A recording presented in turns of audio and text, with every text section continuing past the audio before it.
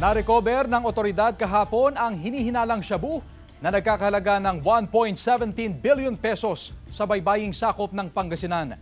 Sa inilabas na ulat ng Coast Guard District Northwestern Luzon, sako-sakong naglalaman ng kabuang 173 packs ng iligal na droga ang nakita ng mga mangingisda sa mga baybaying sakop ng Western Pangasinan. Bandang hapon kahapon, unang natuklasan ng mangingisda sa baybaying sakop ng Bulinaw ang 2 sako na naglalaman ng hinihinalang shabu. Nakalagay sa mga pakete na may label na freeze-dried durian at refined Chinese tea ang mga ito.